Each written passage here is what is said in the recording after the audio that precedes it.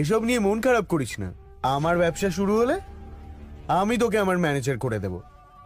এই শ্রুতি, একটা ইন্টারন্যাশনাল ইউনিভার্সিটিতে আমি তোর সিটের ব্যবস্থা করে দেব, তুই সেখানেই পড়াশোনা করিস। অনেক থ্যাংক ইউ দাদা। দাদা অনেক ধন্যবাদ রে। এই ভিখারিগুলোকে ভয় পাওয়ার আর কোনো দরকার নেই।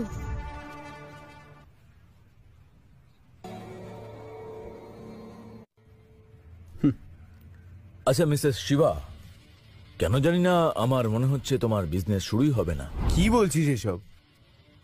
আমার বাবার সাথে ঝামেলা করার পরেও আমি কি তোর প্রজেক্ট অ্যাপ্রুভ করব? কি বললি? আরেকটা নাটক শুরু করেছে দেখো। এবার কি গল্প বলবে ওরা কে জানে। শিবা, তুই ওদের একদম পাত্তা দিস না।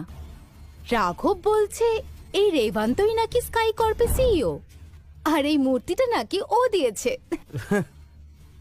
এই গিফটটা মিলারের কাছ থেকে এসেছে। এটা তোমার মতো নিচু জাতের কুকুরদের জন্য নয়, বুঝতে পেরেছো?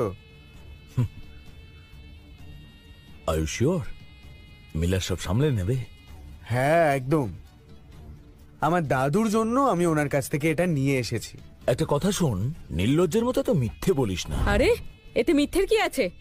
আমার দুই নাতি আমাদের জন্য উপহার এনেছে, এটা আমাদের জন্য গর্বের, জানিস? এটা দেখে তোর হিংসা হচ্ছে। ওদেরকে দেখে তুই মিথ্যে বলছিস, এত কথা বলছিস, নিজেরা তো একটা বাজে ওয়াইন নিয়ে এসেছিস, আর তার উপর মিথ্যের পর মিথ্যে বলে যাচ্ছিস। ভিখারির ছেলেগুলো মা খালি হাতে এসে আবার কথা বলছে। খালি হাতে? বাবা তুমি ওদেরকে কিছু বলনি? আমি বলেছিলাম, কিন্তু ওরা কেউ বিশ্বাস করছে না। আচ্ছা, তাই তুমি আমার কাছে তখন সার্টিফিকেটটা চাইলে? তোদের মতো প্রতারকদের কে বিশ্বাস করবে? মা সাবধানে কথা বলো। তোমাদের বাবা একজন স্কুল ড্রপ আউট, আর তোমরা তিনজন অ্যাপ্রেন্টিস হিসেবে কাজ করছো। তোমাদের সাথে আমি কি কথা বলবো? ঠিক বলেছিস, আমাদের সামনে দাঁড়িয়ে কথা বলার মতো যোগ্যতাও তো এদের নেই।